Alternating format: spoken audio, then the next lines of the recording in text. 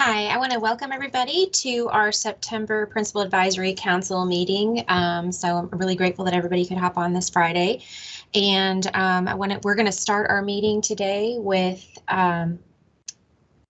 Dr. Glass and a welcome from him before we get started with the rest of our meeting. Hi, thanks, Suzanne, and good morning, everyone. It's great to see all of you. I know that you've got a really great agenda ahead. I had a chance to look through the things that you're covering, so we really look forward to your feedback on those items that you'll hear about today. And please feel free to critique, offer suggestions. It really can be a powerful lens when we have principals and with all the experience that you bring, giving us some advice on these major efforts that you'll hear about with school safety and accelerated learning and our standards process. Those things get a lot of attention, and having your input on them is really valuable. So just thanks in advance for the input that you'll provide. I have just a couple of things to update you on. One is that our state vision around United We Learn continues moving forward. A lot of our effort right now has been thinking about how we use state set-aside COVID relief dollars in order to really kickstart this effort. We know that those are time-limited funds and the fuse is burning on them, as they are in your districts as well. At the state level, we really tried to think about how we could use our COVID relief funds to do a number of things, but also to drive forward the changes in instructional practice that were embedded in the United We Learn report. And so that all comes down to trying to bring about more meaningful experiences for students, deeper learning experiences, experiences that are rely on moving beyond a content-focused education into a skills-focused education, and that are authentic and connected to the kinds of complex work students have to do in communities. So we have the co-ops around the state have created a deeper learning network that almost all the districts in the state are participating in some form through that. So hopefully that's started up in your community school system as well. If it hasn't yet, it just hasn't gotten there quite yet. But that's one effort, is to create this sort of network of deeper learning thinking happening at the co-op level and in every district. And in some cases, it is appearing in different schools as well. Along with the statewide engagement that we have around problem and project-based learning with PBL Works and the trainings that are happening around that.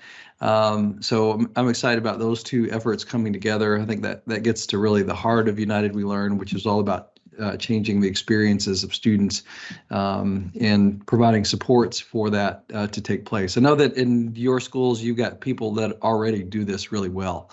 So a lot of what our approach on this has been is around trying to identify, connect, support, lift up the capacity that we already have. And Kentucky's got a lot of history and energy that's been invested in this over the years. So I think we're in a good place. It really feels like we're sort of at a tipping point on this work around changing student experience, and that didn't happen overnight. It happened after years of investment into deeper learning in the state. We this past week had a wonderful event in Frankfort recognizing the Teacher of the Year, but it really is a celebration of the teaching profession. So I don't know if any of you had someone from your district that was able to participate in that. We had 24 teachers from different districts that were represented, and this is the first year that we had a nomination from every single school district in the state, which is great. And so even if a teacher from your community didn't make it to be one of the final 24, it's an incredible honor to be nominated. It is a rigorous and challenging process to get through and be a finalist, to be selected as one of the level teachers of the year and be selected as the final teacher of the year. So that's Mandy Perez from Crittenden County. I think she's going to be an incredible representative of the teaching profession this next year, and it was really touching and meaningful to me to see the way that she was overwhelmed with emotion when she was selected. And if you haven't seen the way her community turned out for her on the day that it was announced, and this was a surprise to her and to the community. By the time she got home to Crittenden County, they had arranged this whole parade in the town, and everybody turning out like like a hero returning home. And so it was really touching to see the way the community honored her. Really, that we should do for all of our teachers, but that's was great to see with her. You might think about some ways that, and I know that you do this on a continuous basis, so I don't mean to imply that this is not happening, but also gives me pause to think about how can I recognize and thank and show appreciation for the teachers that we have, and I know that you're doing that in your buildings as well.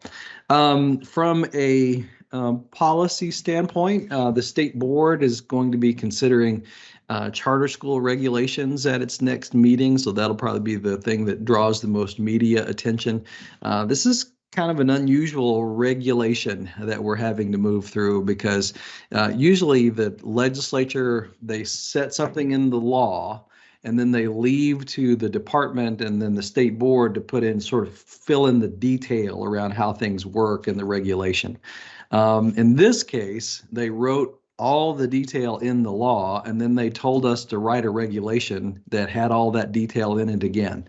So there's really not a lot of latitude that the department or the state board has on this regulation. We do have some concerns about it. We voiced those concerns during the legislative session, primarily a couple of constitutional issues that it creates. One is that the law has this provision where if you're under 7,500 students in the district, then the board effectively can block or say no to a charter school. And if you're over 7,500 students, you really can't. So that is a constitutional issue because the Constitution, to sum up, and I'm no lawyer or Kentucky constitutional scholar, but you can't make different rules for different towns or different communities. And so this clearly does that. And we have a court case just from earlier this year where there was another law where the legislature tried to put a different set of rules around Jefferson County than everybody else, and that was struck down. So we think the same vulnerability is in this charter school law. We informed the legislature of that as they were developing it, and it was unchanged. So we'll see what happens in that issue. The other thing that's in it relates to the transfer of local funds. So the Constitution really establishes that the foundation of funding for education, sort of the basics of funding education, are the local dollars, and then the state dollars come in to provide a supplement on top of that. And it's very clear that the legislature can direct its state portion how it wants. But in this case, with the charter schools, they're also directing where the local funds are going to go. And so this will have to be proven in court also, but I think there's an argument to be made that directing the transfer of local funds from the General Assembly over the objection of a local school board may have a constitutional question as well. So all of that will have to be sorted out.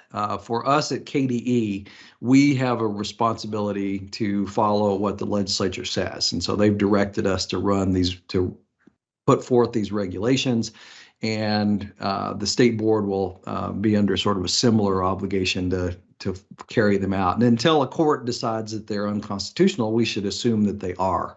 But I think we'll see a challenge on this pretty quickly, and more to come. There are certainly some ways that the legislature could have structured this to avoid the court issues. We suggested those, and that they didn't.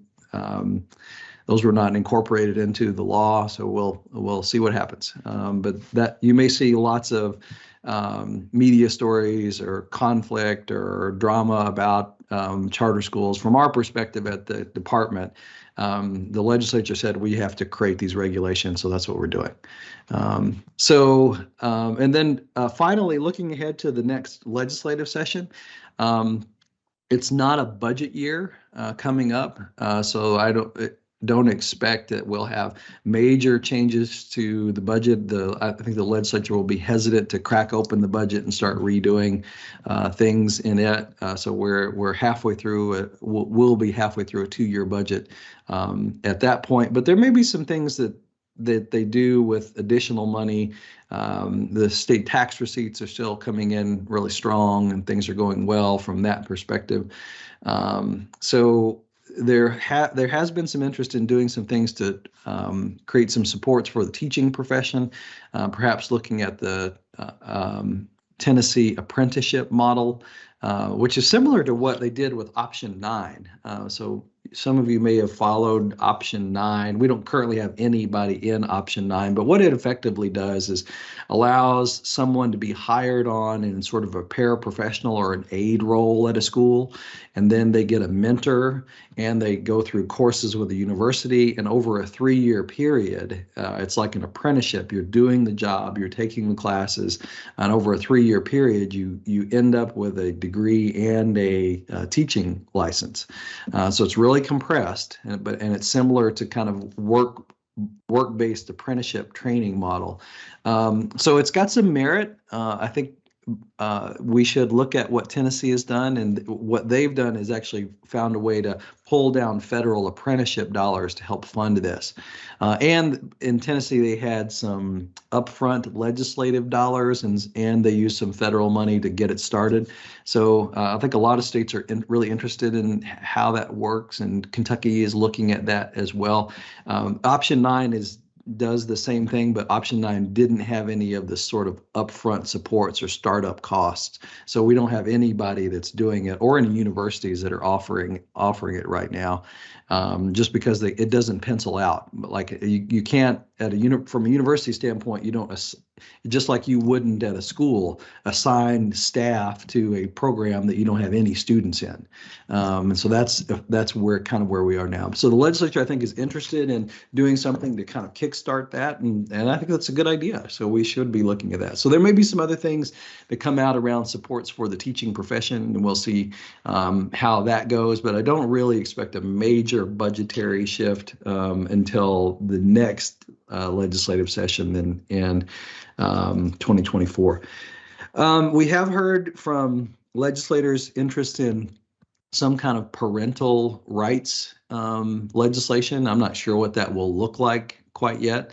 We have been looking at it in the context of other states and seeing what it is, but there's a sort of establishing parent rights to records and information.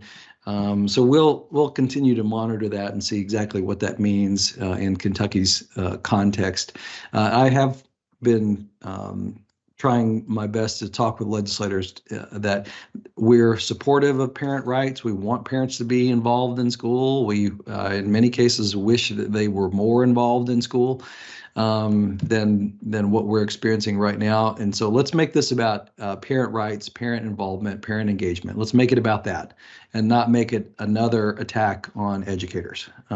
So I think there's a way to do that, and I hope that that's the way that this is framed going forward.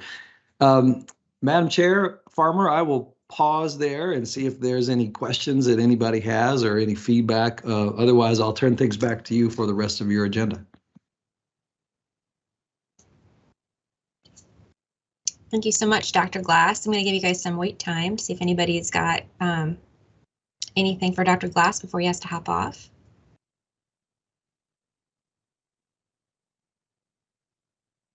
I know we always really appreciate your updates and the time that you take to connect us to the work on a larger scale. So thank you so much for making that time today. I found a lot of, even though there's a lot of questions, a lot of inspiration in the messages that you're giving us this morning. So thank you. Thank you for that.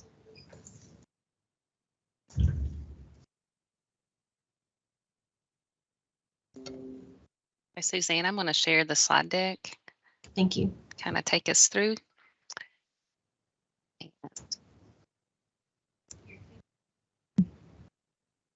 Can you see it on your end? Yes, I can. Thank you. You're welcome. So here we are ready for item 2, I think. Right. So if you'll go ahead and jump to the next slide, we're going to start our roll call of members. On this screen, I think Allison or Stacy, if you could drop the digital attendance link in the chat box, that would be great. Maybe you already have. So when you all click on that, make sure that you go ahead and sign in digitally, and we'll do our roll call. And just if you'll unmute or type in the chat box that you're present. Wayne Ackerman. Here. Nick Brooks. Here. Right. Ashley Bird, I know had a conflict. Brandy Carver. Beth Davidson. Brandy Fegan. Sarah Keiss. Here. Carla Collodi. Anne Marie Landry. Here. Amy, I think Amy Rhodes, excuse me. I'm here. All right. Toya Roby. I think Amy Rigsby is rolled off, right? Right. Okay. Toya's here. Okay, great. Thank you, Toya. Matt Schaefer. Here. And Peggy Sinclair Morris. I'm here. Great. Thank you all. All right, and as we are looking at our roster, we do have a few members that have had to roll off due to changes in positions. So Brandy Fegan, Allison Gregory, who's on our call in a different capacity today, Brian Jacobs, and Amy Rigsby. Actually, I think Brian actually had fulfilled his full term. And our others have rolled off due to changes in role. So we do have some openings for the Prac, and we are accepting applications at this time, and our new members will begin in our December meeting. So I look forward to seeing that, and want to encourage everyone to join us. Oh, it looks like we've got a message in a change in role for Brandy Carver too. Stacy, so we may have to add one more seat to that list. Will do. And just a date, September 30th is the cutoff date for applications for this new term. Thank you so much. All right, we have our draft agenda that's been linked and sent to all of us. So at this time, do we have a motion to approve the draft agenda as presented?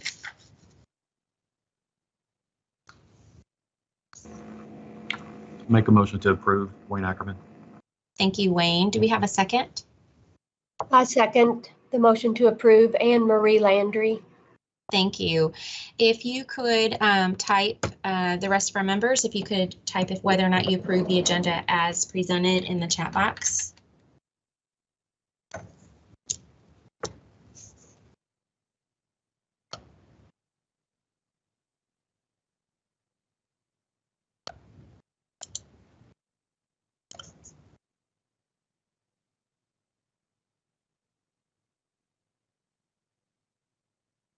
All right, thank you. We are now set to approve our summary minutes from our last meeting. Those were also linked and they're in the chat box here, but they were sent to us as well. Do we have a motion to approve the summary minutes as presented?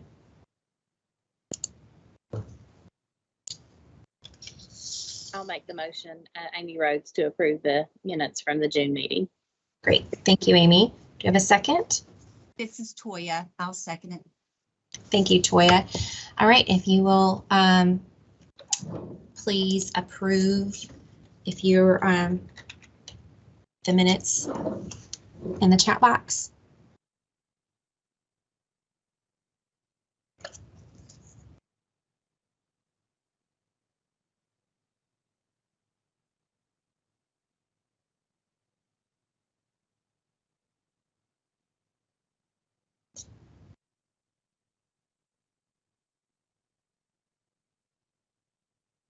All right. We're going to be moving on to our next agenda item. We're going to be learning about accelerated student learning, which I know for many of us, due to COVID, is such an important issue, especially at this time. And this was something that our members were very interested in learning more about. And now that we've been in this work for a while, there's some new learning and resources along this work. So we're really excited to have some KDE staff from the Office of Teaching and Learning with us this morning, Misty Higgins, Fox DeMoise, and Jan Sellers. And then Stacy, can you see my slide deck? Yes, I can. Okay, perfect. Well, good morning, everyone. I'm happy to be with you here today. It is a beautiful fall day out there, so I don't know if you're like me, but already really getting into that excitement of the fall time of year. My name is Misty Higgins. I'm joined by Fox DeMoise, and we are professional learning coordinators in the Division of Program Standards in the Office of Teaching and Learning. And also joining us is Jan Sellers, and she is the MTSS coordinator in the Office of Teaching and Learning. And today we really just want to give you an overview of some of the guidance that's grounded in research on accelerating student learning during the academic school year. And, you know, the first step really in all of this work in terms of accelerating student learning is for schools to create an intentional action plan that's based on analysis of your local data and alignment to your CSIP goals. And when creating that local plan, it is important to ensure that the focus is on providing students the just-in-time supports around the building blocks that are necessary for them to successfully engage with the grade level standards. So the plan should not be based on remediation, and we will emphasize that over and over because the research is so clear that remediation does not accelerate student learning, and in fact, it has a negative impact. It's going to further widen gaps that students already have. And it's also important that the plan supports students' social, emotional, and their behavioral needs so that they're in that physical and emotional state that enables them to learn. So it's likely that your plan will have multiple parts to meet the needs of the whole child, and it will likely span across multiple years. You know, the research in this area indicates that it's going to take 3 to 5 years of intentional support to really address any unfinished learning due to the pandemic. And if we're honest, we know that gaps existed in Kentucky across the state even prior to the pandemic. So the supports that you are thinking about in your action plan not only needs to include what are you going to do through the academic school year, but should extend into your summer programming as well. And so the guidance that we created, it really is based in research from the Annenberg Institute at Brown University and McKinsey & Company. And their research is consistently used in guidance at both the national level and through independent organizations. And it really points to 3 crucial supports when it comes to accelerating student learning.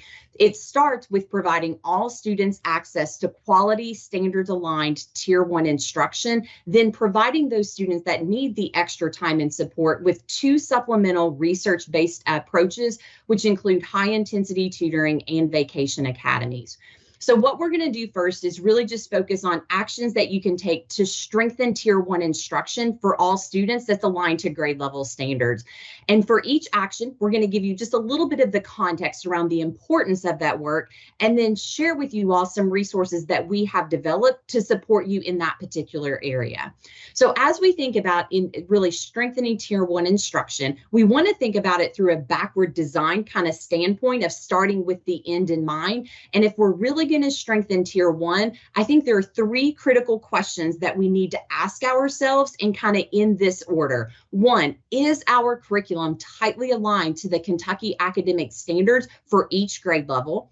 Are we using the formative assessment process to monitor and adjust instruction and student learning on a daily basis? And are we using evidence-based instructional practices in our instruction to really help students reach the grade level expectations? So Fox is now going to walk you through those 3 pieces of strengthening Tier 1 instruction. Hey, good morning. So the first key action involves adjusting the curriculum for acceleration. And what current research really means by adjustment, that's the critical component to watch and make sure that it's coming in clearly.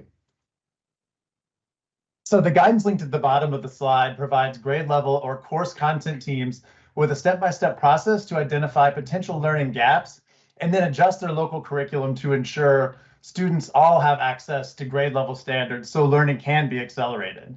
So one thing we know is that as teams work through the analysis, there will likely be some content, concepts, or skills in the curriculum that are not tightly aligned to the CAS for a particular grade level.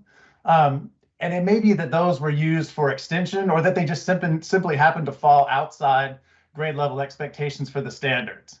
So in order to create the time we need for addressing potential learning gaps as they arise during students' engagement with that grade level content, teams may need to initially exclude and set aside those outside items in the adjusted curriculum. So as you gather formative data throughout the school year, teams may identify some time to then selectively reincorporate the items they removed as enrichment opportunities. Just being mindful, are they really enriching? That they really do enrich understandings or skills or 21st century competencies or even those favorable learning dispositions.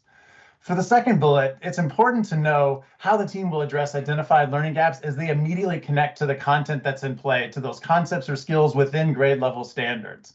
So again, we have to ensure we're not focused on isolated remediation because, as Misty said, the research shows we won't close learning gaps if students are not consistently present in classrooms and given access to quality standards aligned grade level instruction.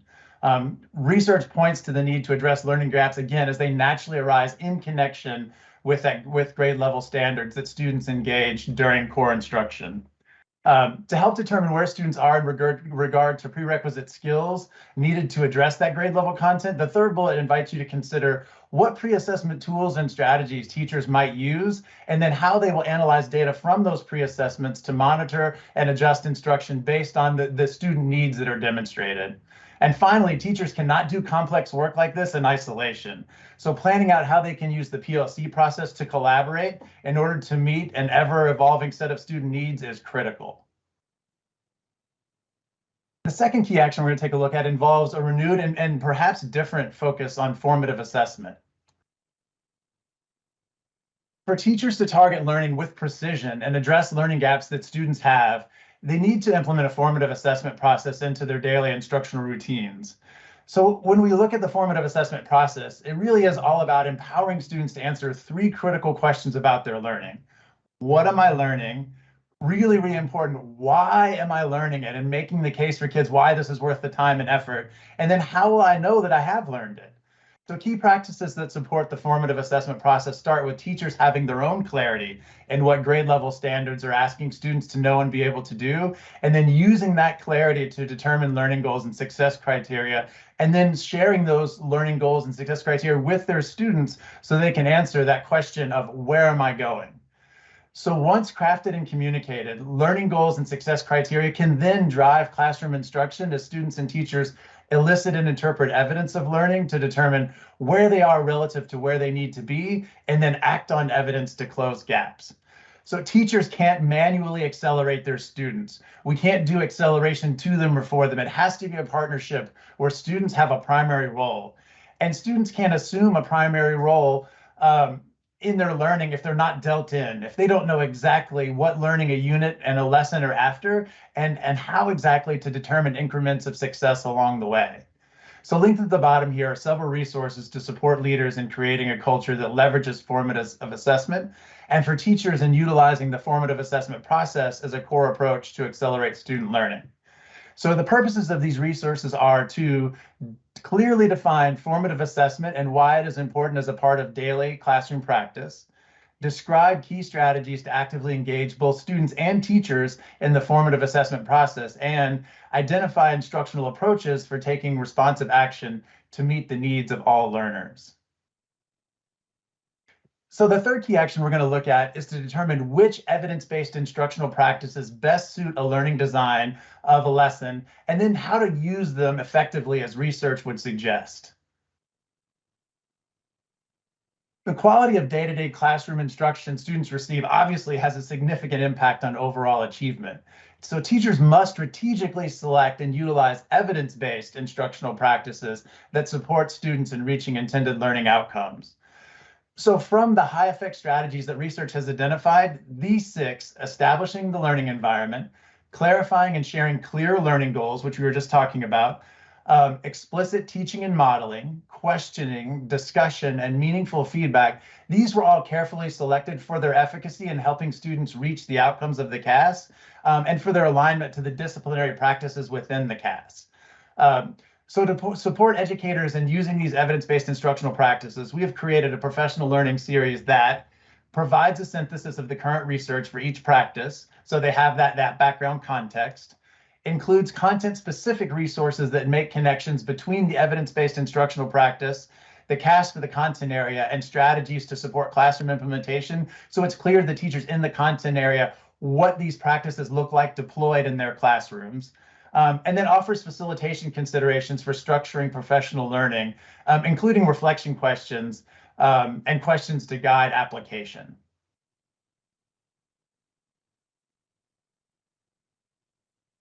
And I would just add there, so we showed you those 3 key actions about strengthening your Tier 1 instruction. And it's not that there's any expectation that you would do all of those 3 actions at one time, but remembering what we said in the beginning about it being kind of a 3 to 5 year process of really intentional support, it's thinking through kind of what's our current reality, what is our data showing, and where with this do we really need to start? Like, which piece of this is really the crucial starting point, and thinking through how we might effectively strengthen that Tier 1, as we move forward over the next 3 to 5 years. And then even when students have access to quality standards aligned grade level instruction, we all know that some students are still going to need more time and support to reach the grade level expectations. So going back to the research, this last piece that we want to look at is going to focus in on the 2 research-based supplemental Tier 1 supports identified through those organizations we talked about earlier, which include high intensity tutoring and vacation academies. Now, with high intensity tutoring, you often may see this also referred to as high dosage tutoring, but it provides students with individualized tutoring sessions 3 or more times a week. And it's the 3 or more times a week that makes it high intensity. And it's meant to address the content that meets students where they are, but links back to what is happening in the regular classroom instruction. So again, it's about those just-in-time supports to allow students to access and engage in grade level instruction. And research shows that students who participate in high intensity tutoring can gain 1 to 2 additional years of learning in math in 1 year's time. And that held true in the research across grades 3 through 12. So when it comes to math and high intensity tutoring, it's most impactful with those particular grades. When it comes to reading and writing, when you look at the research, high intensity tutoring is most impactful with students in grades K through 2. The other Tier 1 supplemental approach is vacation academies. And this provides students with 25 hours of targeted instruction in a single subject during week-long vacation breaks. So it could be fall break, a week of winter break, spring break, and it can also be like a week in the summer. And research shows that students who participate in these vacation academies can gain up to 3 additional months of learning in that 1 week's time in the targeted subject area. Linked on the slide, this is our guidance document that we created from the research for implementing high intensity tutoring and vacation academies at the local level. And I will tell you that that guidance also includes support for planning your summer programming that's also aligned to the research-based practices. And when you get into the guidance document, what we did was for each approach, we created what we call these like at-a-glance pages that is going to focus on 8 design principles from the research to consider when implementing each at the local level. And it's the same 8 design principles for each approach, but just again, how do each of those apply to high intensity tutoring and then to vacation academies. As you look at the 8 design principles, you're going to notice many of them are kind of logistical in nature. So, what's the recommended group size? Like how often should they occur? But there are 2 on here that we really want to point out that the research was very clear. If you're not focusing on these 2, it can impact whether or not you get out of these approaches what you should be able to get out of them from the research, starting with instructional resources. So really thinking about what is the quality of the instructional resources that you are using to support students, and really are they aligned to grade level and are they of high quality? And I don't know if you all are familiar with Ed Reports or not, but when it comes to reading and writing and math, it's a great starting place to really see, are the resources we're using, are they high quality? And what other resources out there, if ours are not, are considered high quality to really support our students. The other one that we would point out here is the professional learning. If we really want to have these two approaches be impactful, what professional learning is necessary to provide to the people who would be providing these supports to our students? So again, we know that was a ton of information in a very short amount of time, and you're all going to get access to that slide deck. You have the links to the resources in there, but we do want to pause for just a minute. And one, what questions might you all have? Two, what feedback do you maybe have around kind of some of the resources we are providing? And then three, what are other areas of needs that you all see in terms of the things we talked about today in accelerating student learning that maybe we need to consider to meet your all's needs? So we're just going to pause and open up the floor for questions and feedback that you all have.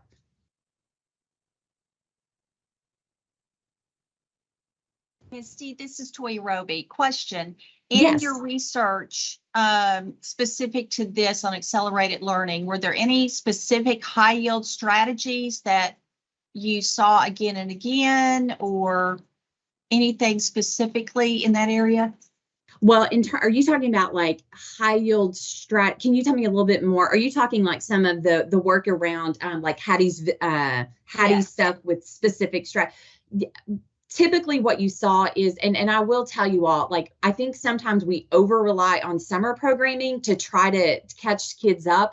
And while it can be impactful, it's nowhere near as impactful as just what kids are doing in your tier 1 instruction. And the research continually points to what are the high yield strategies that are most important for strengthening tier 1 for what all students are getting every day. And so even going back to the evidence-based practices Fox talked about, those are critical in terms of like, this is what kids need to be doing to truly make sense of the grade level content and to meet those expectations. But Jane and Fox, anything you would add to that? I was going to say those evidence-based practices obviously are borne out in having high effect sizes when applied as you know, as suggested, as the research recommends, doing the right strategy at the right time. So pulling up from those classroom strategies, the broader strategies of having a really strong assessment system and systems in place to be responsive to student data as it continually is generated. And then the collaborative dimension of having a PLC structure to really coordinate teachers being able to attack this together would be two sort of upstream strategies. And I would just add to that, you know, the formative assessment piece came up over and over. If you look at the research, it continually comes up over and over. Embedded within formative assessment are several high yield strategies. So helping students to reflect and own their own learning, which we know has a tremendously high effect size. Well, that's built into teachers truly using the formative assessment process to involve students in what's happening in the classroom and take ownership. So even embedded just within the formative assessment process are multiple high yield strategies. And when you get into the professional learning that we have around it, I think it points to what those are specifically and a little bit more about the research behind them. Other questions or feedback? Yeah, this Nick Brooks, principal of Wolf County Middle School. Do you have any examples of schools who are like doing a really good job with like the high intensity tutoring, or a lot of this sounds like a lot of stuff that we've, kind of already been doing and working on, but actually seeing it in action is really helpful. So if you've got examples of places that are doing it well, I'd love to hear. And I think, Jan, have you heard in some of the work with MTSS of any schools that have effectively implemented those two supplemental tier 1s? I don't know of a specific school or district in Kentucky to just bring to the forefront right now, but we do know when we look at the research around those practices, we can probably link you up with some of the examples from the research that supported the effectiveness of the practice, because it's embedded in the research around the vacation academies and the high dosage tutoring. There were like examples of schools and districts that are doing it well nationally. And the other piece I would just recommend is like one of the things that is embedded through all of those is when you think about the high dosage tutoring, just going back to what the evidence says are the components that work, because a lot of times we find that there are some differences in how people interpret tutoring. And so we may say that we have some tutoring programs in place, but do they meet these components that the evidence says will make them most effective? And so sometimes if you just are looking at putting those pieces in place, aligning it to the instructional resources that the evidence supports as effective, and then measuring your effectiveness, constantly looking at to see, are we getting the benefits from it? Those would be the evidence-based practices that would make it work. Don't know if that makes sense or not. But to your point, I think in the meantime, we could definitely point to some of the more national examples of what that could look like. But around all of this guidance, to your point, I think if we can start, and if you all know, and we can start looking, where are those bright spots around the state in all of these areas? And it might be that someone's doing high intensity tutoring really well. It could be there is a school that is just being phenomenal about really getting the formative assessment process as a part of what's happening in their instruction. So I think, again, that's great feedback for us. Where are the bright spots and how can we help elevate and point people to those? Any other questions? And I'll stop sharing my screen so you all can put your slide deck back up. Do you think it would be realistic that we could have a follow-up with some examples or hear from some people in a future meeting? Yes, I think it's just a matter of us being able, because I think to his point, we're all struggling with the same things. Like we're all struggling with how to get these going, how to implement these. And so I think the caution that I would give is you can elevate some bright spots that may or may not be showing the strong outcomes just yet, but they're in the work trying to do the work. And does that make sense? And the outcomes are going to come, but they're still just in the middle of getting it started. And we will absolutely do our best to find those around the state. I have a question, and I don't know if you saw anything about this in the research, but my school is a primary school, so we're preschool through first grade, and we struggle sometimes to consider things like vacation academies because it's that balance of kids needing at that age time to just play and be kids. Was there anything about the age of students in the vacation academies? I noticed in the high intensity tutoring there was some information about the age of students, but I didn't see anything on the chart around vacation academies. Was there any findings on or recommendations about the age of students? I do not remember that being in there, but again, the great thing is they're updating that research constantly. So that is, now Jan, do you remember seeing anything in the research around that? I don't specifically remember the age ranges. Suzanne, I can kind of go back and look at that and kind of get back with you. I do know that because they are based on the developmental practices around the grade level standards, whether it's academic or behavior expectations or social emotional, those academies would be built around things that would be developmentally appropriate. And then obviously the summer programs usually include some supplemental activities that make it work. But we can take a deeper look to see if there's any differences among ages or if there's, a less effectiveness at the younger ages. But I've not seen anything specifically that would lead me to think that. Great, thank you. Do you all have any more questions for this team? I don't want to take up too much time, but I did have something, Misty, that came to my mind around the question of those evidence-based practices. And when I was thinking about the research around, tailoring acceleration, some of the evidence-based practices that are embedded in that are really those, like Fox and Misty said, those regularly conducting those short formative assessments, those that are individualized, and then those flexible groupings and those different modalities. And so we know that incorporation of the independent practice, the small group, the teacher instruction, the small group practice pieces are all parts of the things that need to be embedded in that tailored delivery of instruction. So those would be some of the evidence-based practices that we would want to see in those acceleration plans. But again, you all have our contact information. So one, just thank you for letting us share some of our work. And then two, feel free to reach out because sometimes you don't even know what questions you have until you have a little time to process it. So please feel free to reach out to us. All right. Again, I really want to thank you all for a wealth of information, and I think you've got us really thinking about some next steps and great resources. We're going to switch gears, and our next item on our agenda is to learn more about some issues around school safety and some information there. We are going to be hearing from Deborah Sauber and Matthew Courtney from the Office of Continuous Improvement and Support. Would you like me to advance the slides, or Deborah or Matthew? Do you want to do that on your end? It would be very helpful if you could do it for me. Thank you. Yeah, for sure. Got it. Oh, good morning. Are you ready for me? Yes, I was just about to say welcome. So okay. Thanks. I'm Deborah Sauber. I'm the Safe and Supportive Schools Branch Manager, and my branch is in the Division of Student Success in the Office of Continuous Improvement and Support. So my branch is responsible for all things related to school safety, including psychological safety, mental health, social emotional learning, trauma-informed practices, emergency operations planning, and other things, but most of that's kind of the gist of it.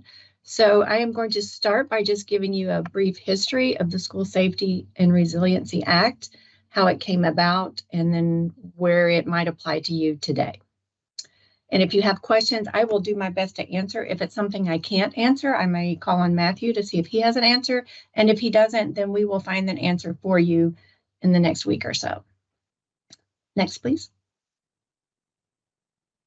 Okay, so this is your timeline for the School Safety and Resiliency Act. It started with, in 2017, with the State Interagency Council. I don't know if you guys are familiar with that agency or not, but it's required by statute, and it's KDE and Behavioral Health and several other state agencies that work for the betterment of youth. So they established their National or Social Emotional Health Task Force, and then in January of 2018, the Marshall County shooting happened, which we all remember was quite a tragedy. And we needed some changes after that. In June of that year, the task force began monthly meetings, and they established a work group, which was co-chaired by Senator Wise and Representative Carney, and included a student member for input. They completed this work in December of 18 and presented findings, and in March of 2019, Senate Bill 1 was passed. In July of 19, the School Safety and Resiliency Act implementation team was formed, and 2019 final recommendations. In February of 2020, Senate Bill 8 was passed, and then in the 22 legislative sessions, there were additional pieces of this act that were related to school mental health and specifically school resource officers and school-based mental health services. So that's kind of a brief history. There's you'll have this information on your slides if you want to go back and look at it. So this is your implementation team: the Kentucky Center for School Safety, Kentucky Department of Criminal Justice Training, Kentucky Department of Education, the Kentucky Cabinet for Health and Family Services, Office of the Secretary, Kentucky Department for Behavioral Health, Disabilities, and Intellectual Disabilities, the Kentucky Division of Family Resource and Youth Services Centers, typically known as Friskies, the Kentucky Office of Homeland Security, and ad hoc members and subject matter experts. So, next.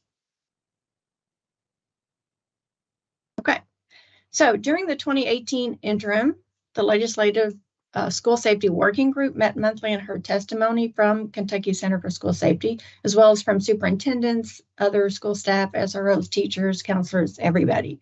And the result was the comprehensive bill that addressed school safety from the perspective of, one, physical hardening our campuses, like facility upgrades, crime prevention through design, and also softening our classrooms by promoting the psychological well-being of our students. Next, please. So how does this act promote the physical safety of our students? Well, part of the act is to control access to school buildings, including entrances and classrooms. It requires every district to appoint a school safety coordinator.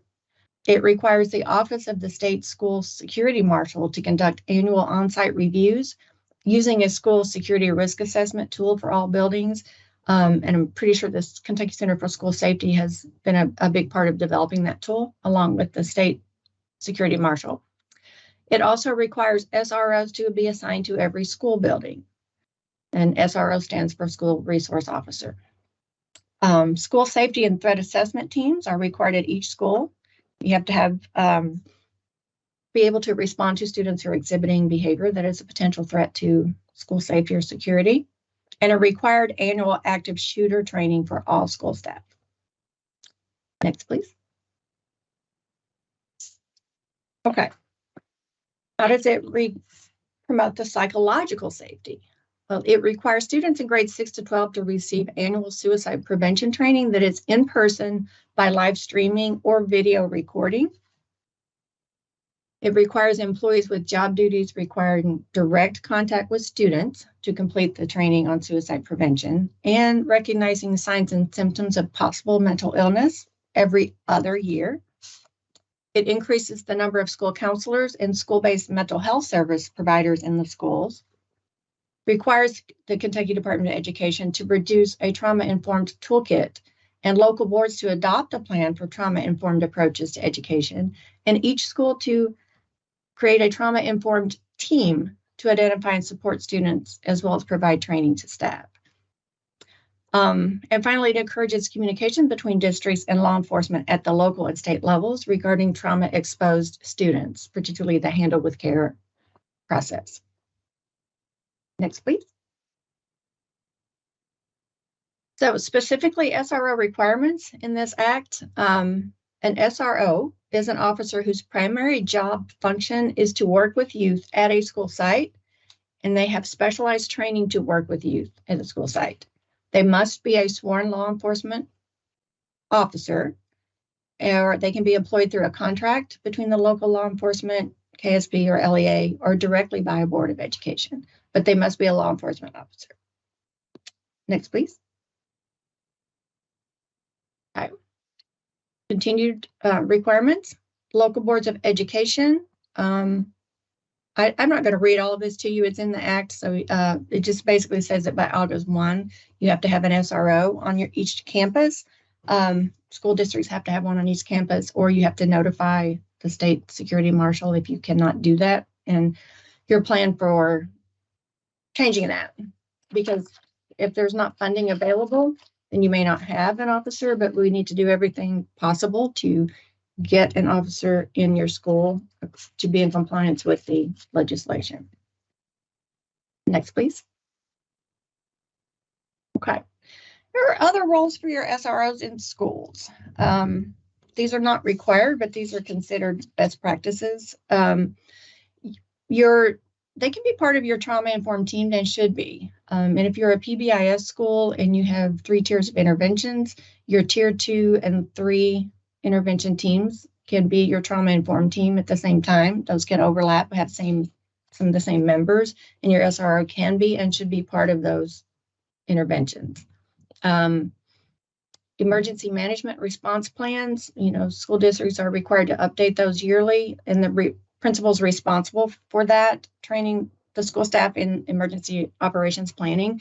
So if you have an SRO, get their input, use them in developing that plan and in training your staff on what the emergency plan says and how your school intends to respond if an emergency should happen, whether it be a tornado or hurricane or something like, an intruder. And collaboration with your district school safety coordinator. There should be one of those in every district as well. The Kentucky Center for School Safety provides a lot of training on developing those high quality emergency operations planning. So you can get help from them with that. And one thing that to keep in mind is that SROs cannot be responsible for school discipline. That would be the responsibility of school administrators or school staff if you had no SRO. Okay. Next, please. So SROs are required to have 40 hours of training annually, in addition to whatever the police academy that they attend requires. And these are examples of the types of training they are expected to attend. And there are 3 levels of SROs. There's SRO 1, 2, and 3, and each year they are required to have the 40 hours again each year to keep their certification as a school resource officer. So here are some of the trainings that they have to attend. And you can see that we've already mentioned threat assessment and response, also youth drug use and abuse. Social media and cybersecurity is very big these days. They need to be aware of that. Using school resource officers as teachers and mentors. They can have groups with kids and discuss law enforcement issues. They can discuss problems kids are having one-on-one. Very valuable in a lot of different ways. So diversity and bias awareness training, all of us need that all the time. So they get training in that, recognizing signs and symptoms of youth mental health concerns, just being aware of those, understanding students with special needs, special education students, those with anxiety disorders, which could also be part of our youth mental health programs, and de-escalation strategies for kids who are escalating verbally or physically.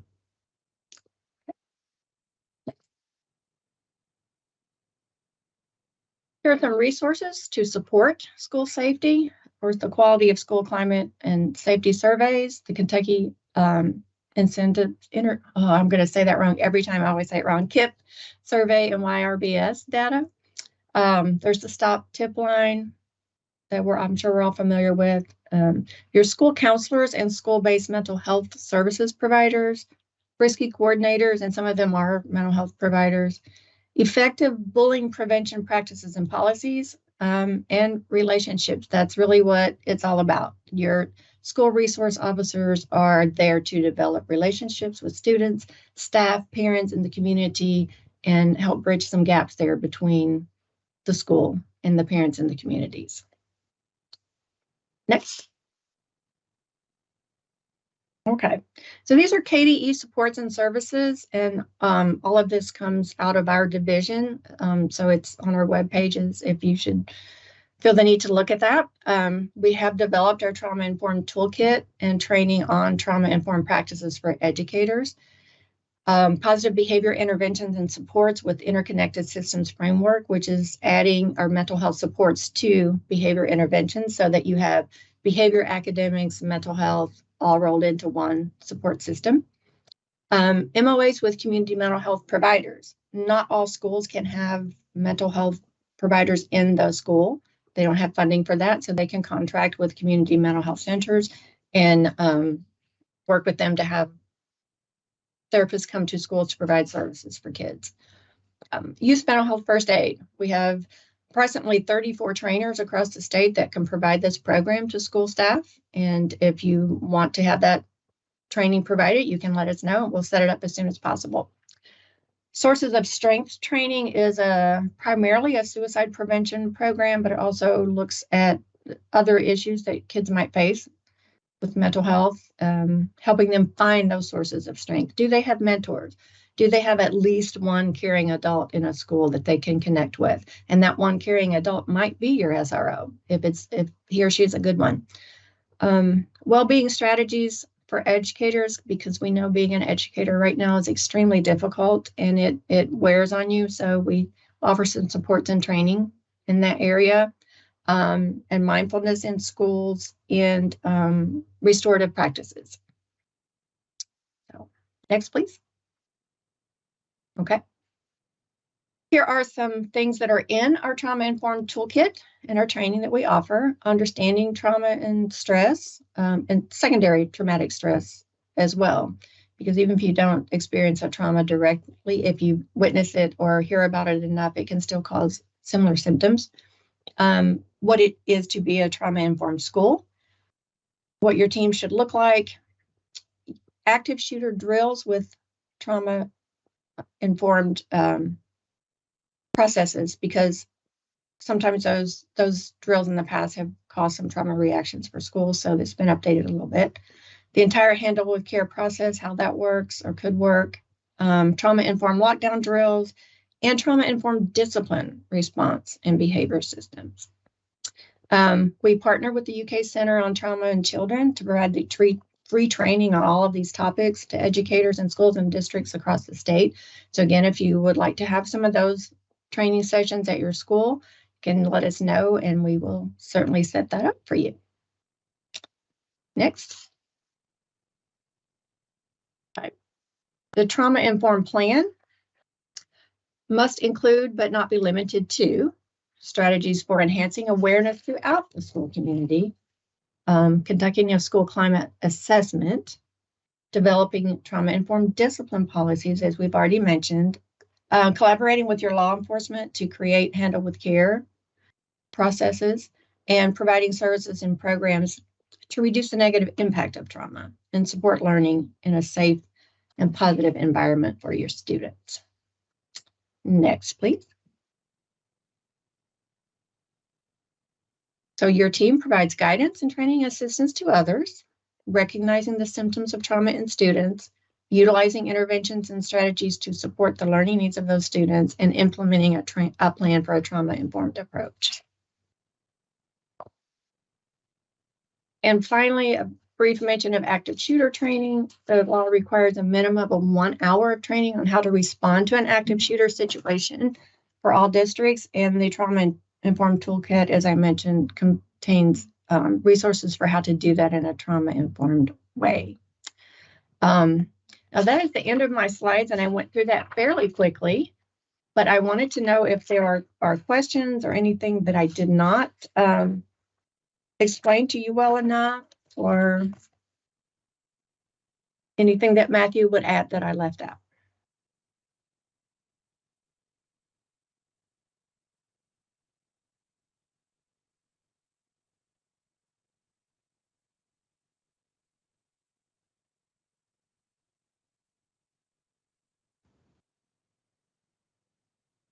All right.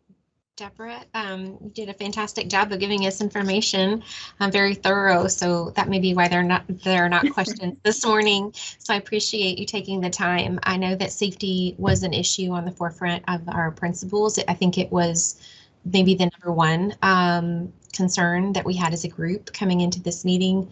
And it's the kind of thing that keeps us all up at night. So I appreciate you letting us know about more resources and updates in that area. And thank you. And school safety is definitely important for all of us. So feel free to reach out if we can offer any trainings or support to any of your schools or districts. Thank you so much. Thank you.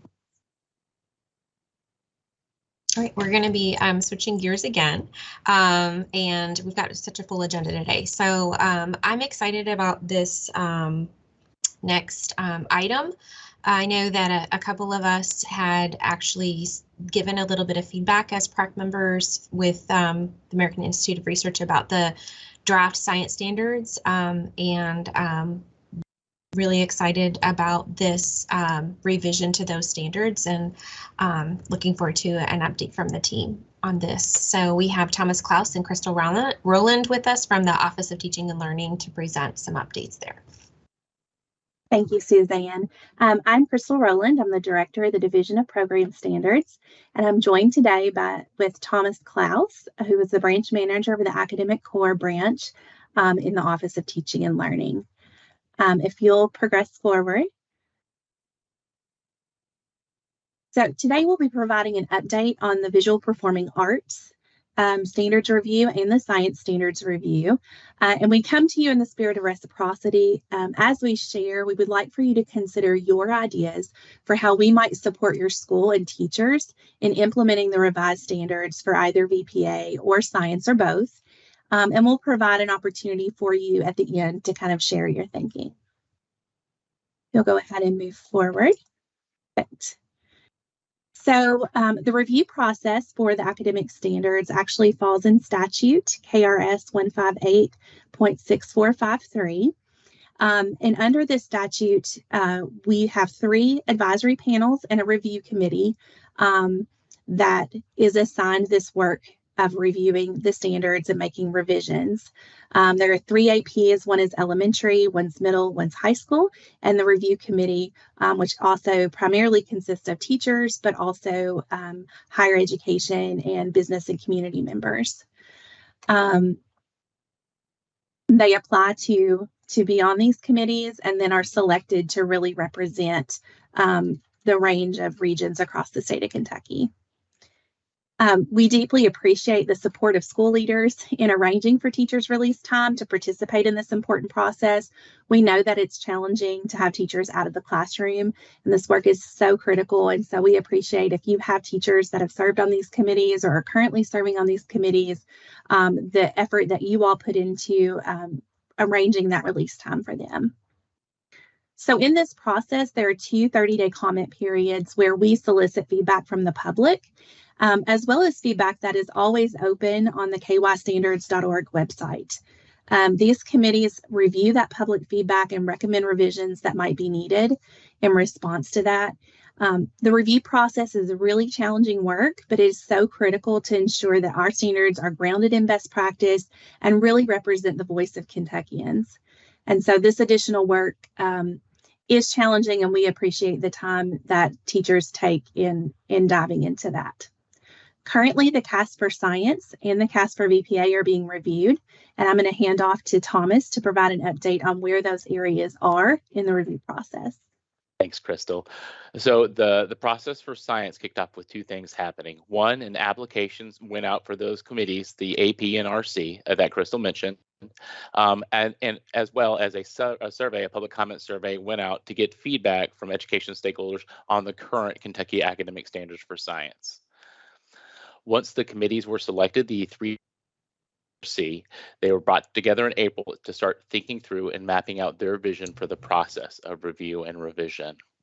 And then in that summer, they started responding to public feedback and public comment we received in that initial survey.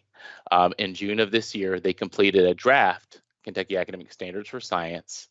And from June until July, another public comment survey was released to the public, and people were able to give feedback on the draft standards. In August, the APs and RC committee came back together, and they responded to that public comment period feedback. From there, we are looking to present to the Interim Joint Committee on Education and the Standards and Assessment Process Review Committee in the fall.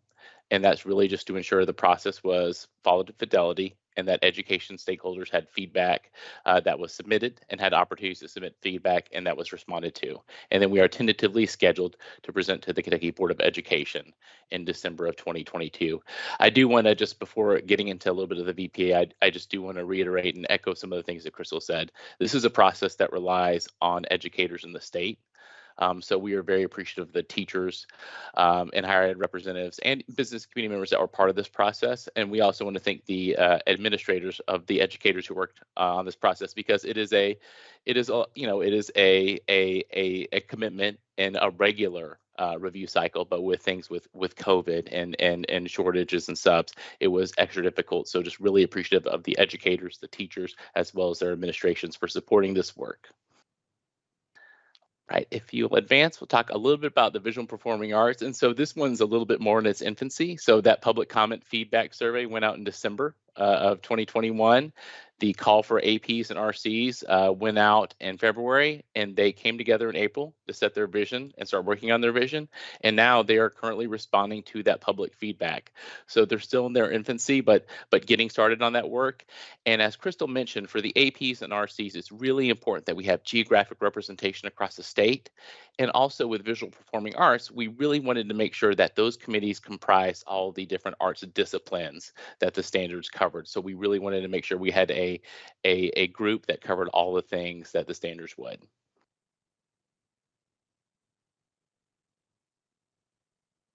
Thank you, Thomas. I've dropped in the chat a link to the standards review timeline that's updated. It's a little different than the one that you see on the screen. So for science, this year is legislative review. Next year, the 23-24 school year, if those standards pass through the legislative process, that would be the classroom implementation year. And then the assessments would not go live until 24-25 25 because they're within the law. There's 2 years from the effective date to change the assessment and get that into place. And so again, those are those tentative dates, and the link is in the chat for you to go directly to the website where it's updated. And it is all tentative around the science standards making it through that legislative process this year. If you'll advance to the next slide. There were, so part of the standards review process is that every 6 years, the standards would be revised, reviewed and revised as needed. And there were several content areas that were approved at the same time. So reading and writing, math, social studies, all of those. And so we have tentative dates on this timeline that you can see where we're attempting to kind of spread out those processes. So hopefully those approval dates will be spread out so that implementation years will not come all at one time as they have in the past. So again, this link, I would just check back in periodically to see how that is updated. But at this time, those are the tentative dates to begin the reviews for each of those. And if you'll move forward, we want to revisit this question: how might the KDE support the field in science and visual performing arts standards implementation? Feel free to come off mute and share your ideas, or you can drop them in the chat for us.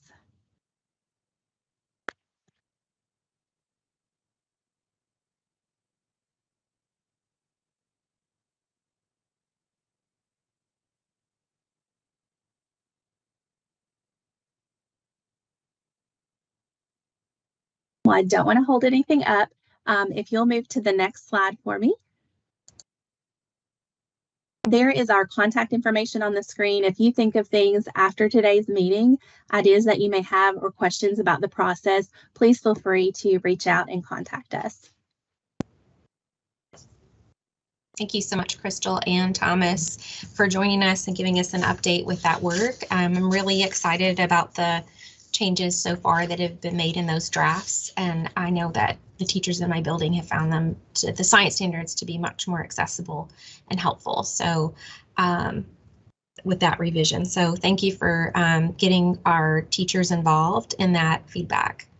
And I will say that was one of the driving forces of the writing team. The teachers really wanted to ensure that this was going to be a document that they wanted to increase the readability and usability. So that's great to hear. They did it. They spent a lot of time, a lot of conversations on that. So glad to hear that that was the takeaway. Yes, absolutely. Thank you all. All right. The next item on our agenda is an accountability update. I know as we are coming on the about to have our accountability dates released, this was another item that I know wasn't just important for the principals on this call, but all principals in the state are thinking about the accountability release. So and it just feels especially timely as we're coming out of COVID, hopefully, to be looking at test scores and talking about preparing for that. So we have Jennifer Larkins and Helen Jones joining us from the Office of Assessment and Accountability. Thank you both for joining us this morning. Oh, good morning. I'm Helen Jones, and as you said, I have my colleague Jennifer Larkin here with me today, and we just want to give you a little bit of an update as to what has been happening since we came out of COVID. And as you are aware, I'm trying to get the slides up here. Would you like me to share the slides on my end, or do you want to share them? If you have them pulled up, it would be great if you could. Yeah, absolutely. Okay. But as she's pulling those up for you, we just wanted to talk through what's been happening with the accountability system and the implementation moving forward coming out of COVID. As you know, for 2 years, we did not have accountability, and this came on the heels of a new accountability system. So what we want to do today is just kind of talk through what is the next steps in implementation of the Kentucky's accountability system. So we want to give you a little bit of background on what has been happening thus far, since we've finally had one full year to implement the standards that were approved that Thomas mentioned. So we had standards that were approved, and then we had COVID, and then we had a new accountability system. Senate Bill 158 was went through. So then we had to have one full year of data before we could move forward. So if you could move to the next slide. So a couple of things had to happen based on that information. Because we had the standards that were approved and implemented, as well as a new accountability system, we had to do a standard setting, and there were two portions of that. So we did a standard setting for the data as well as for the accountability system. So we're going to talk through what that looked like and what has happened so far. And then we're just going to, and all of this, of course, is leading up to public reporting for the first time in 2 years. So let's move on. Next slide. You can move to the next one. So as I stated before, what we had to do as a result, we finally had student level data that took place this spring. We had student level assessments, and we had to set cut scores for those. So based on that, we brought together a number of stakeholders, and those stakeholders were primarily content area experts, be it in math, science, social studies. So we brought those from across the state to come up with those cut scores and develop those performance level descriptors. So the next two slides just kind of just details the timeline that particular piece took place. So for the Kentucky Summative Assessments, the standard setting took place in July, specifically July 25th, and those were the purpose of setting the cut scores for the math, reading, social studies, editing mechanics, and the combined writing. Now, the combined writing, as you know, consists of editing mechanics as well as on-demand writing. So what you'll see when you see your scores, you will see that combined writing, but you will see the student level data for both editing mechanics and the on-demand. Now, for the science, since the science is still going through the standards review process, what we did for science for KSA, we did a standards validation. That's just basically to verify that those cut scores are still valid. So that took place also in July. We can move to the next slide. For the AKSA, that process took place a little earlier in the summer. So we had the exact same standards. We went through the exact same standard setting process for AKSA as we did, and that's the alternate Kentucky Summative Assessment. That took place as well this summer, but it took place in June, and we had different dates here for that, but for the same purpose. The one difference here is since the science for the alternate has not changed, we did not do the standards validation. That will take place once the standards have actually gone through the review process. So we will be doing a standard setting for the standards as well. So the next slide, please. So in order to so once we went through the, we brought together again those content area experts to go through, we had to set the cut scores for that. And we then, based on a scale score for the Kentucky Summative Assessment, you'll see a range from 400 to 600. And the purpose of this is to get a common point of reference across all of, did I lose you? No, we can hear you. Okay, the screen went, okay. Thank you. So we had to develop those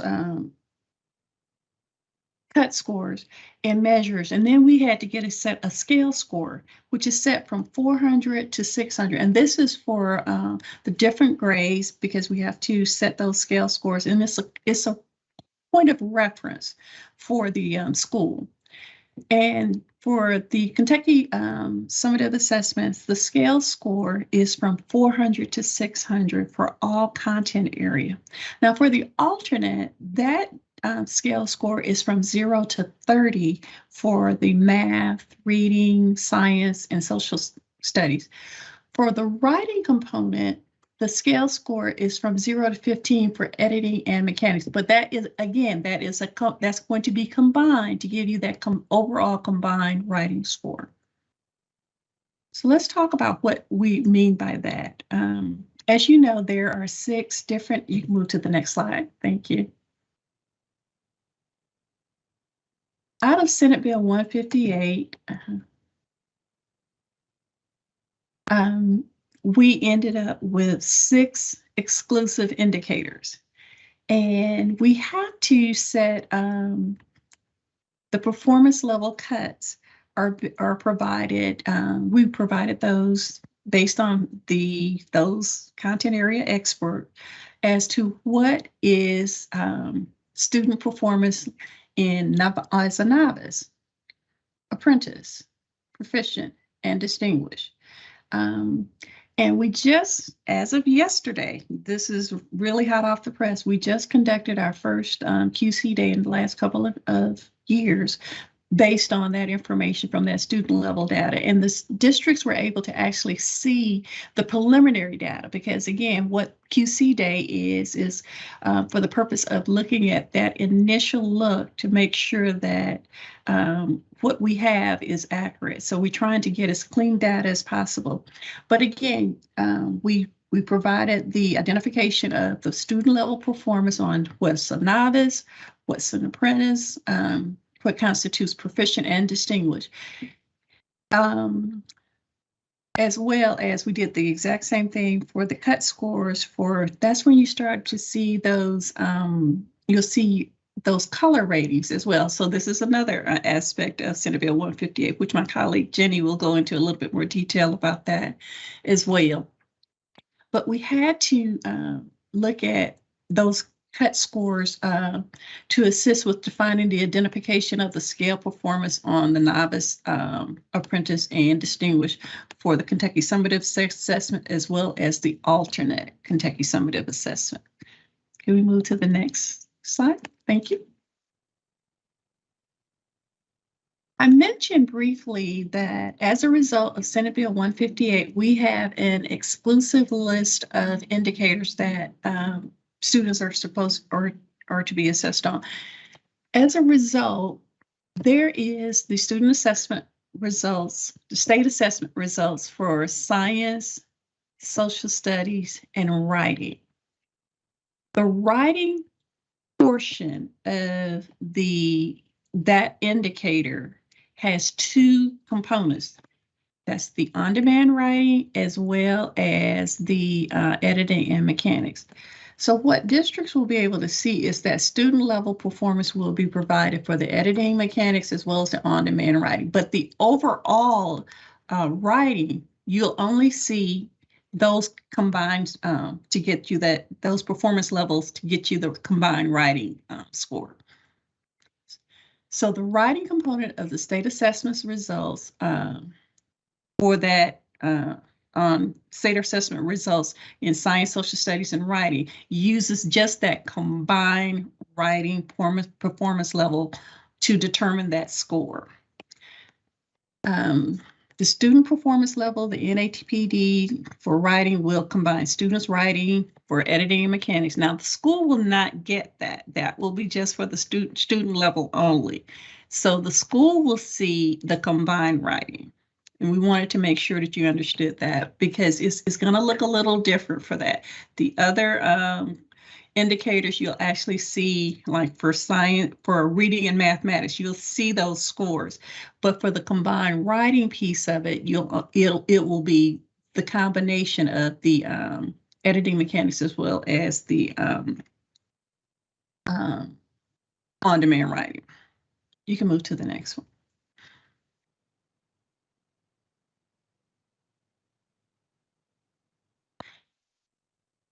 So in order to make the determination for what that combined writing score, those content area experts came together and came up with some decisions on what that would look like. So as you can see along the top, they decided that a matrix would be the best way to kind of make that determination. So as you can see along the top, if a student scored, you'll only see the performance level descriptors. So for novice, if a student scored a novice in on-demand writing, as well as, and then they scored a, for editing and mechanics, if they scored a distinguished, then the student would receive an apprentice. And they actually came up with some justification for that, and we'll talk a little bit about that as well. But again, the content area experts that took a look at this decided that there should be some criteria for assigning that combined writing decision. But however, if a student scored a distinguished, then in on-demand writing, and say they scored a proficient in the editing and mechanic, they wanted it to weight more heavily toward the on-demand writing portion of that. So the student would receive a distinguished in the combined writing. So you would need to look at this matrix to just kind of have a determination of how that was achieved. Let's go to the next slide, and this is some of the justification for those content area experts. Oh, one back.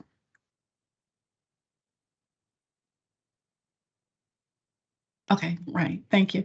So what those experts decided was if the editing and mechanics performance level is the same or one level different for the on-demand writing, they felt that it was the writing performance level, then the writing performance level will be the same as the on-demand writing performance level. However, if it was 2 levels or greater different from the on-demand writing, then the overall writing performance would be 1 performance level different from the on-demand writing. So from the matrix, what you would see is if a student scored distinguished and on the on-demand writing versus if they scored apprentice on the editing and mechanic, that student would get a proficient. Okay, we can move to the next one. The next thing that had to happen was, so we went through the accountability, we went through the standard setting based on just the student data. The next process took place was, now how do we make all of that information then feed into what you will see in terms of accountability? So what we want you to know is that Kentucky has had a strong history of setting accountability performance standards. This is our state is one of the few that actually go through this process for using our stakeholders to play a role in our accountability standard setting. So this took place just last week, September 13th and 14th. We brought in a diverse group of stakeholders to come in and review those performance level descriptors that was set by those content area experts, and to look at the indicators and the overall school performance. They went through a series of rounds to actually, they looked at the data. They spent some time looking at the data. They had some table discussion as well as large group discussion to come up with what those actual color ratings would actually be. And Jenny's going to talk a little bit more about that. What I want to note here is we had over 26 members to participate in that accountability standard setting. And again, it was a diverse group of stakeholders. And out of that, as you can see, they did a survey of those participants, and they said 95% of the panelists agreed that they felt that their voice was heard in this process. So let's go to the next slide.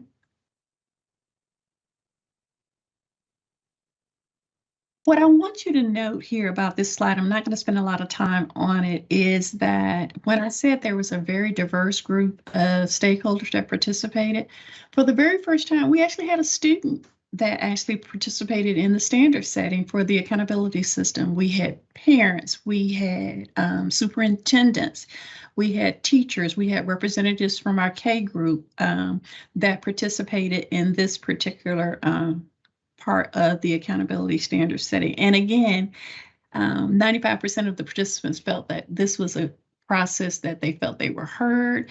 They had an opportunity to voice their opinion. It was some very rich discussion over the those 2 days where they had suggestions on how the overall accountability system should look like and what those color ratings should, where they should land.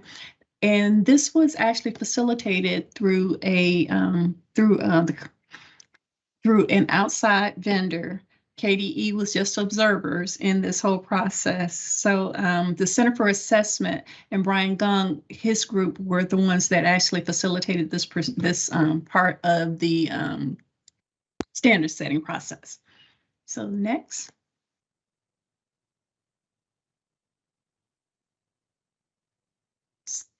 So the group was tasked with to determine the performance level descriptors. They wanted to look at those indicator level descriptors as well as the school level descriptors. They had to set very high to very low on each indicator, and that's for both all levels, being elementary, middle, and high. They looked at the data from 2021 through 22. They had access to spreadsheet data. They did not know the name of the school, but this was actual data that they were looking on. And based on that, they used that to determine those overall performance level ratings. So they used those criteria for the PLDs, which is performance level descriptors, be it novice, apprentice, distinguished, and novice, apprentice, and distinguished, sorry, as well as to determine those color ranges. They had, through a different spreadsheet, each participant selected house samples of schools that represented those red, orange, and school performance. So you will see that. And then yesterday we had our QC day where the districts actually got to see where those cuts fell, and that was the preliminary data.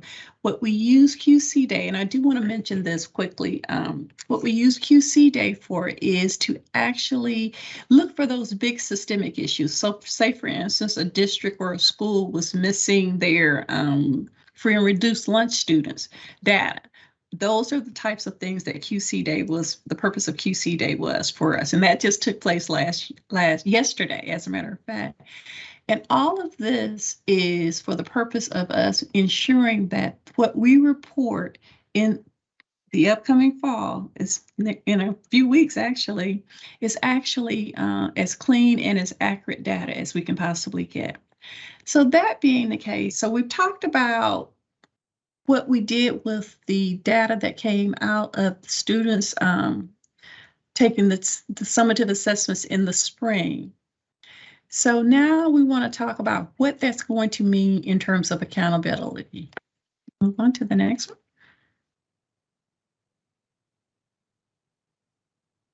We can go to the next slide.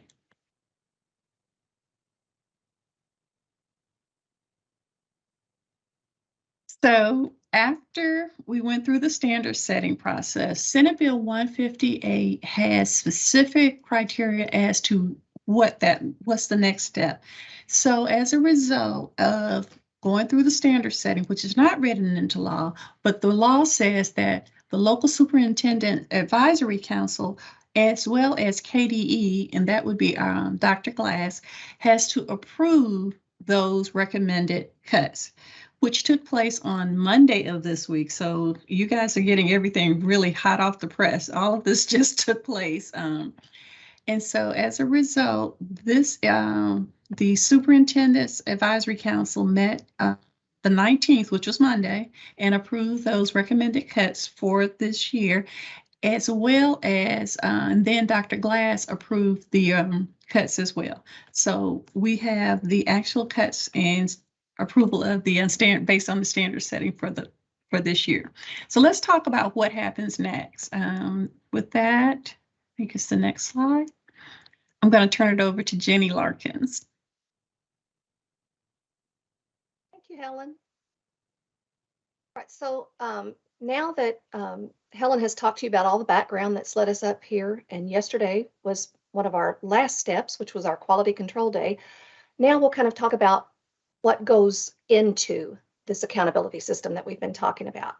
2020-2021 was actually the first year of implementation of this new system that is based on changes that were brought about through Senate Bill 158. We've mentioned that Senate bill a lot. We won't go into a lot of detail about it, except just to show you here what is unique about this system that hasn't been in other systems.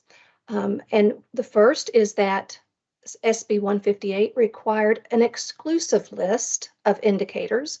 These are very specific things that they are going to evaluate schools on, and they were defined in the bill. So we didn't make those decisions here at KDE, but they were defined by the bill.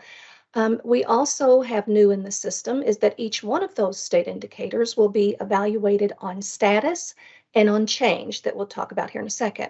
And then finally that those indicators, the performance on those, the overall performance of a school, and then for status and change for both are going to be displayed on an online colored dashboard. So you'll notice a little more color in the school report card this year. So if we move on to the next slide here, going into a little bit more detail about status and change. Each indicator, again, is evaluated on both, but for 2022, this fall reporting, we're only going to report on status for each indicators because we don't have 2 years of data. You need 2 for change. So we're just reporting on status, which is current year performance. Next year, when we have 2 years of data, we'll also evaluate schools on change, which is basically the difference between how they performed last year and how they perform in the current year. So that's something unique to the system. Then if we move on to the next slide, we'll see what those indicators are. Again, they're a very exclusive list that contains 2 state assessment results indicators in all the content areas. The data for those comes from the Kentucky Summative and alternate Kentucky Summative assessments in all the content areas. We have an indicator for progress on English language proficiency. That's how students perform and how they progress on the English proficiency exam that they take each year. We also have the quality of school climate and safety survey that's measured with student perception data that we collect through a survey. Then post-secondary readiness and graduation rate, which are only at high school, are also included. Post-secondary readiness is basically students have a menu of options that they can use to demonstrate either academic or career readiness. And then of course, graduation rate is pretty simple. So once we have results for all of those indicators, then we move on to apply weights to those results. So on the next slide, you'll see that the weights for each of the indicators, and you'll notice that they vary by indicator and that they also vary by level. So they're different for elementary, middle, and high school. So the weights are applied to the indicators, and that gives us an overall accountability score. So we roll those indicators up into an overall accountability score, which also gives a rating. And now the rating happens to be a color. So you'll see that on the next slide. The way that it's communicated, you'll have the numbers, of course, but then every school will also receive a color rating between red as lowest and blue as highest. Again, numbers will be behind that. And so in the previous system, you might remember this was communicated with stars. You had either between 1 and 5 stars. Now it will be the colors. And then this overall accountability score, performance score, is what determines the school's federal classifications. So if you go on to the next slide, we'll see what those are. And you're probably very familiar with these as principals. Comprehensive support and improvement, where the entire school is being supported. And then we have the targeted types of support and improvement, where just 1 or 2 or a few student demographic groups have been identified as performing in a low performance level. I'll point out here that we did have a few ATSI designations that were identified in 2018 that didn't meet the criteria to exit. So there are a few that will still be identified, but there were no new ATSI designations identified this year. So if you move on to the next slide after this one, you'll see the timeline for the rest of that. Again, QC Day was yesterday. Our data team are looking through all of the reports sent in by districts to see if anything has been noticed. We're not aware of any big major issues, but there could be some changes made to the data based on the reports that they're reviewing. So that's why we say the QC data are preliminary. But once they're finalized on October 13th, the schools and districts will receive their data again with any changes applied. But they'll be under embargo. That will happen on the 13th, and then you'll see on the 14th, the media will receive those results under embargo. And then finally on the 17th, the media, the embargo ends. At 11:59, there will be some media discussion, and then on the 18th, the school report card opens with results in there. And so that's the end of the process until, except for this last step, that if the district happens to notice that something, maybe they had a student level change that didn't get applied, maybe sometimes what happens is they didn't enter something correctly in Infinite Campus or something, and it might have been missed through the process, and they will have one last opportunity to change student level data that contribute to the data in the school report card for a 10-day period. And so that's the process, and that's where we are, and we're happy to take any questions about that if you have any. Sorry that we took a little time there, but we're glad to take any questions. I've got a quick question about the cut scores that were established. Are those a yearly thing, or are those cut scores set for the next so many years? Are those numbers going to change? Are you talking about the accountability cut scores? Yes, ma'am. Well, this, and Helen, you may want to add to this since you talked about this, but those cut scores that were set for this year were set for the accountability system that is evaluating indicators on status only. So next year, change will come into the system. So we will have to have standard setting again, and new cut scores will be established. And Helen, did you want to add to that? Yeah, I will add to that. That's a very good question, and you're absolutely right. So again, we brought in those stakeholders and those panel of content experts to kind of look at that, and they will do next year what we will call like a validation of sort to make sure that those are still holding. Because again, as Jenny said, in order to have the full system, this is just for status this year because we only have that one year of data. That's that first year that we had of data. So we've got to now, to have the full system, we've got to bring in change, which means we also have to make sure that the information that we have and those cuts points are still valid moving forward. So we will go through that process again for change next year. And Mr. Brooks, you might like to know that once the full implementation of the system has had the standard setting and the cut scores, they are, according to the Senate bill, expected to stay in place for 6 years at least, or until they no longer support meaningful differentiation. Any more questions? Very good question. Thank you.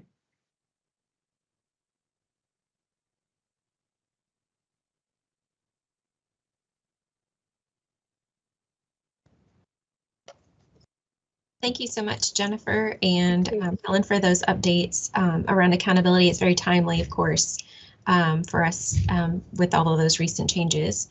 In particular, I just wanted to do a time check real quick. I know that we still have several things on the agenda. Stacy, do you have any thoughts about if there's a possibility for adjustments? Well, Allison's section is 5 minutes, and then Karen is probably 5 to 7. So I think we'll be okay. Yep. I just wanted to make sure. Okay. Thank you. Welcome. I appreciate it. So Allison, of course, with us from the P3 team, but also the Allison Gregory and the Office of Educational Licensure and Effectiveness has got some information with us about supporting new teachers, which many of us, of course, are dealing with. Teachers who are recruiting a different type of teacher this year than we have in the past. So thanks, Allison, for these resources. I'm looking forward to it. Yes, ma'am. So I'll dig in, and really this is just a push on you guys to provide some feedback as well, so that our P3 team is able to put supports in place for you as we move forward. I'm sharing with you just a couple of slides that we utilized in our P3 office hours last month. So again, as we go through, any feedback that you have, please place it in the chat or email us as we move forward. Like Suzanne said, we've got lots of different new teachers coming to us. And I think what the graphic you're seeing at right now has not changed, though. As principals, we understand that when new teachers come to us, especially those first-year teachers, this is really what their year looks like emotionally. We talk about the self-care and those types of things. And so right now, our teachers are in survival mode, right? So they come in with these high thought processes. And so how do we support teachers, not just in their first year, but as they go through? All right, Stacey. Okay, so logistics wise, and you can just keep clicking, Stacey. I think the first thing I'm going to push on you as principals is to think through the different types of teachers. So I think a lot of times we do a one size fits all, and just like in the classroom, that doesn't work. It's not going to work for our teachers either. And so I just put our thoughts around who are our new teachers. And at the end of the day, the big circle in the center is thinking around, no matter what, we've got to stay centered on our school and district vision, our school and district expectations, and our school and district norms. And so I just placed the 4 different types of teachers around that circle and thinking of what do brand new teachers need that have finished programs come out, what do they need? Versus new to us, maybe they've transferred from a different district, they've transferred within our district from a different school. And then we've got our emergency certified teachers, and then also our option 6. So as you think about your supports and work with your district office this year, I'm going to push on you to think through, like, it's almost different, not tracks, well, maybe different tracks of really giving them target intervention for exactly what they need. Because we know that a new teacher who has not come through a program may not even know how to lay out a lesson plan. So how are we supporting them in that? And so this was just one thing I shared at the office hour where we really talked around that. So as you are looking at this and thinking about, okay, well, as a sitting principal, Allison, we need P3 to help us with whatever that is, looking through that. But that's really big is I want us as a state to really start to think of how are we supporting each type of new teacher in our districts and schools. All right. And then one thing that came out, Stacey, you can click, one thing that came out of our Teacher Advisory Council that I'd like you to see is Go Teach Kentucky. So principals are really focused on who we hire right now, but let's also be proactive. And so Go Teach Kentucky shared with teachers all the different programs that they've got that are we're wanting to encourage, elevate, engage, employ, and entice teachers to join the profession. So I loved this because it links who at the Department of Education is attached to each of those pieces of Go Teach Kentucky, and then what are they doing around that? So if you're a high school principal, we really want to push on growing our own from the high school level, right? And so I just wanted to share this with you as well as a visual for you to know who to contact at KDE that will help grow our own essentially in the state. Okay, I tried to be really fast for you, Suzanne, just enough to have some thoughts around and questions. But as you see things that you need, please contact us.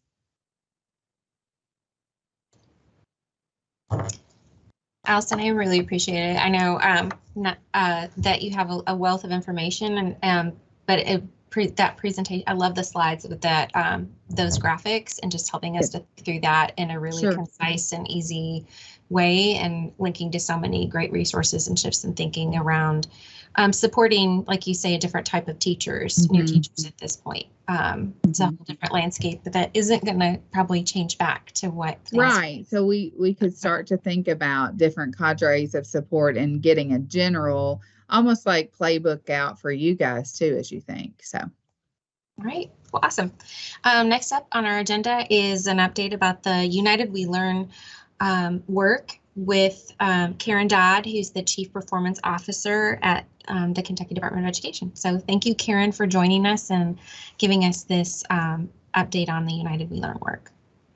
Absolutely. I'm glad to be here, and I will keep this very brief. I'm going to start with my ask, and that is that United We Learn is developing a council, and we're looking for all kinds of stakeholders to join in this. So this is an invitation to all of you to apply for the United We Learn Council, and or to spread the word that we have this application open. And now I'm going to jump back and give you a little bit of background as to what this is, so you know kind of what you would be getting into or asking others to get into. So last spring, we started with the commissioners' listening tour. And we conducted that tour. It was all virtual, and we had folks basically conducting empathy interviews during a webcast. And we asked questions, not like, what do you like about the accountability model, or what don't you like about the accountability model? Instead, it was a question like, when was the last time you received feedback on your student? Or when was the last time as a student you received feedback? What did that look like? What did that feel like? So that's what an empathy interview is. So we did 13 of those sessions. That led into a coalition that was formed, much like what we're going to be doing with this council. You can go on to the next slide. So the coalition, we had over 60 stakeholders involved in the coalition. They took all of those empathy interviews along with some others that they did themselves and came up with profiles for students. So what do students like? What don't they like? And there were multiple profiles for each of our stakeholders: students, teachers, community members, parents, business leaders. And all of those groups were part of this coalition. And so they looked at all these empathy interviews and they said, okay, this is what we think students are feeling today. This is what a student looks like. And maybe we had one student, Satisfied Sally, who's really happy with school. She loves school. Everything's going great. But you may have somebody like Disappointed Danny, who doesn't feel like he connects with any of his teachers. His grades aren't very good. He doesn't get involved in anything. So that's kind of what we did with setting up what we called this as-is state of profiles. Then we asked them, if we were able to turn things around in education, what could those profiles look like? So they turned them around and said, okay, this is what we want students to look like and what they want them to feel when they're really engaged in school. And so this group came up with a report, and that was the United We Learn report. And it's out there on our website. You can go to United We Learn and find a link to that report. In November, we then had a summit, the United We Learn Summit, and that's on the next slide. We brought all kinds of folks throughout Kentucky together. We shared with them this report, and now we're at a point where we are developing a council to take the work from the coalition and bring this into a reality. So on the next slide, you'll see some information about the council that we're putting together, and really just looking for as many people as possible to join us in this work. what will this vision look like? So the United We Learn vision is all about a vibrant learning experience for students. It is about innovation, especially as it pertains to assessments, and it's about involving community. So we actually are going to have 3 standing committees, one focused on each of those 3 big ideas. And we're asking folks to join us, to join one of those standing committees, be a part of the council, and help us to make United We Learn a reality for all of our students and families and teachers. And I will stop there. And you can contact me. I'll go ahead and put my email in here. If you all have any questions about joining this, feel free to contact me. Thank you so much, Karen. Appreciate your introduction to these opportunities and the next steps with the United We Learn Council. Absolutely. So, our next item on the agenda, I think Stacy is probably going to be leading this part, where we will be selecting chairperson for the next year for the council that will begin at our December meeting. Yes, thank you, Suzanne. So in terms of chairperson selection for the Prac Council, that's in the realm of responsibilities for the members to determine. So last year, I wasn't involved with the council. I'm not necessarily 100% certain how the selection process went, but I did want to just open it up to the group to perhaps get some suggestions or some description as to how that was handled last year for your chairperson selection.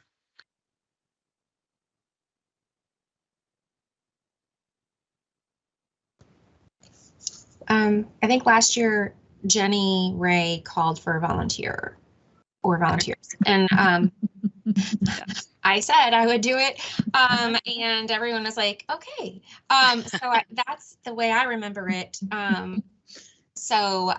This is an opportunity if there's anyone else that would like to do. I think too, Suzanne, you had been on it for a year, so you kind of knew the process.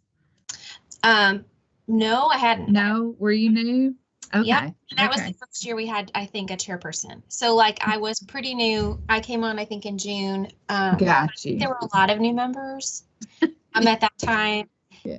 And so it was the first time we had a chairperson anyways. So if anyone wants to know like what's involved with that, there's some prep work in terms of getting input on an agenda. Some planning with Stacy, who's the liaison with the department, to get put the feedback into an actual agenda, and then basically sending some reminders and some things to the members. So if no one wants to do it, I'm really encouraging this. If you want to do it, I'm not guilting anybody. I don't mind if you're doing it, but this is your opportunity to say you'd like to do it. So I'm happy to step down if someone wants to. I see some head nodding. No.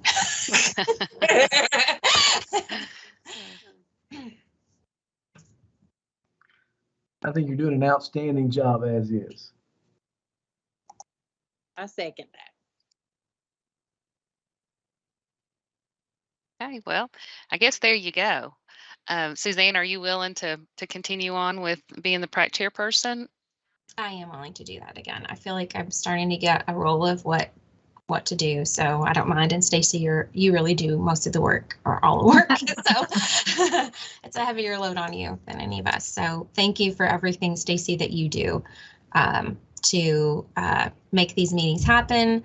And a shout out to Jenny for making our last year really successful.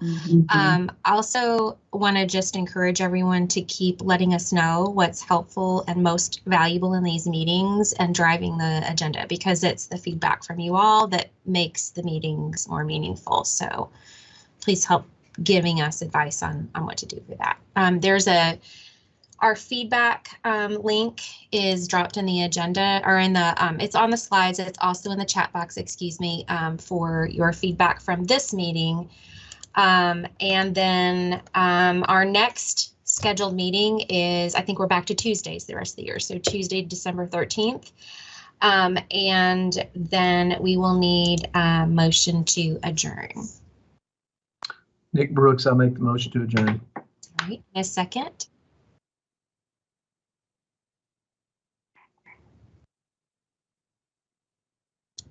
You guys want to stay on here? I second. Thank you. There, guys. Okay, if you guys will just type approve in the chat box that you're approving that we adjourn. And I hope you guys have a great quarter, and we'll see you back in December. Thank you. Have a great Friday. Thank you all.